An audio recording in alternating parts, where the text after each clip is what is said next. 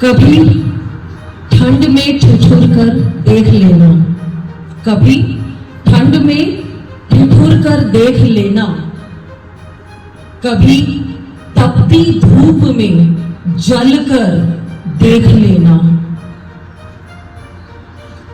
कैसे होती है हिफाजत मुल्क की, कभी सरहद पर चल के देख लेना। जब से पहलगाम एक ट्रैजिक इंसिडेंट देश में हुआ, तब से लेकर अब तक तनाव है, और तनाव होना लाजमी भी है, जरूरी भी है। भारत एक शांति प्रिय देश है, हम सब जानते हैं। हम तब तक नहीं बोलते हैं जब तक बहुत बहुत बहुत हरासमेंट या टॉर्चर नहीं होता है, क्योंकि हम लोग अहिंसा के पथ पर चलने वाले हैं। India loves non violence, India loves peace, India loves humanity, India loves brotherhood,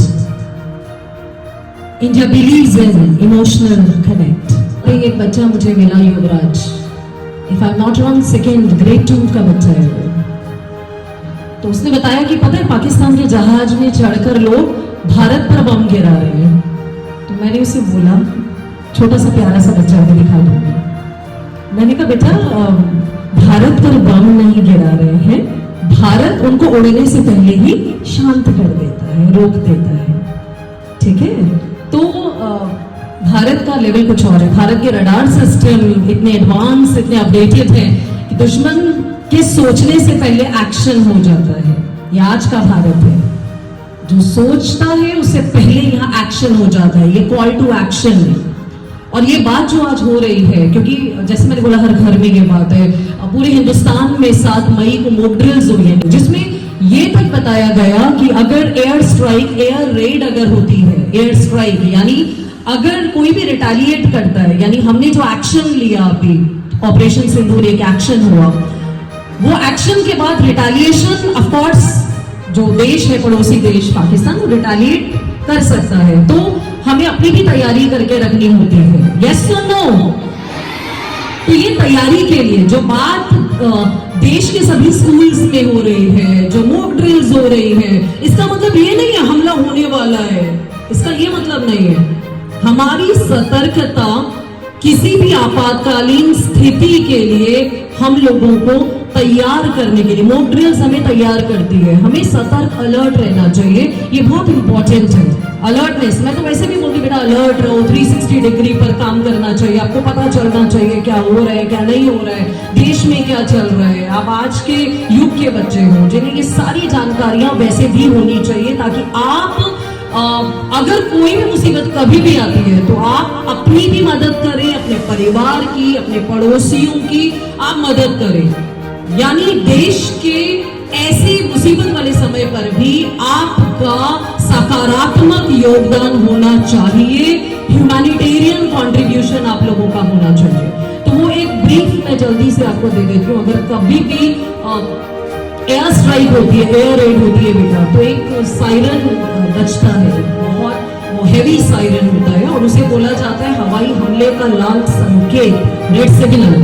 तो उस सायरन में बेटा 2 मिनट तक कॉन्टिन्यूस वो सायरन बजता है।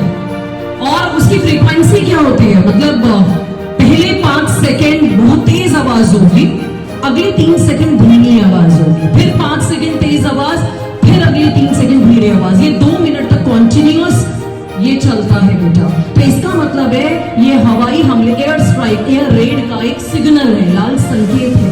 तो इसका मतलब उस टाइम पर आप लोगों ने क्या क्या करना चाहिए, क्योंकि ये कुछ सेकंड्स में एक्शन लेने पड़ते हैं। अगर आप स्कूल में बाहर खेल रहे हैं और आपको ये सायरन सुनाई देता है, मान लिया ग्राउंड में खेल रहे हैं, तो इमीडिएटली आपको अपनी क्लासरूम्स में आना चाहिए। यस और नो? ठीक है बेटा। अगर आप कहीं अपने घर के अंदर है, ठीक है, स्कूल में भी आपको पता है मेज होती है, टेबल्स होती है, उसके नीचे आप लोगों को अपने आप को कवर करना चाहिए। घर पे भी मेज होते हैं, टेबल्स होते हैं, पलंग होते हैं, उनके नीचे कवर करना चाहिए। यानी कॉन्क्रीट स्ट्रक्चर के 4 दीवारी और ये होना बेटा जरूरी है, ठीक है। तो यहाँ पे आपने देखा होगा जैसे मॉल्स की बेसमेंट्स भी होती है, अगर आप आसपास है तो वो बेसमेंट बहुत मजबूत होते हैं बेटा, तो वो बंकर का काम करते हैं, यानी आपको सेफ्टी इंपॉर्टेंट होता है, ठीक है। इसलिए बोला जाता है कि अपना ध्यान रखो और किन किन चीजों का आपने करना है।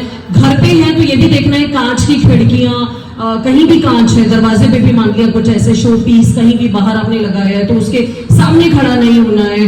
और लाइट्स, अगर ब्लैकआउट के सिग्नल्स आते हैं तो आपको अंधेरा करना होता है। ऑब्वियसली ब्लैकआउट का मतलब है आपको बाहर की लाइट्स ऑफ करनी होती हैं और अंदर भी बहुत धीमी लाइट या तो नहीं या धीमी लाइट, और कर्टेन्स लगा दें तो बेहतर होता है। तो ये कुछ तैयारियां होती हैं। लिफ्ट का यूज नहीं करते हैं जिन घरों में लिफ्ट्स होते हैं, या स्कूल्स में, ऑर्गेनाइजेशन में सीढ़ियों का यूज होता है बेटा, स्टेयर्स यूज होती है, ठीक है। जनरेटर, इन्वर्टर्स ये ऑफ किए जाते हैं। यानी जितने बिजली के उपकरण, जहां से भी लगता है कि आप कोई भी फायर कैच हो सकती है, कुछ भी ऐसा हो सकता है बेटा, तो वो कम से कम जो नुकसान हो वो या तो ना हो या कम से कम हो। ये सबकी नैतिक जिम्मेदारी है, भारत के नागरिक हो, ठीक है। पढ़ाई का मतलब होता है अपने आप को अलर्ट करना।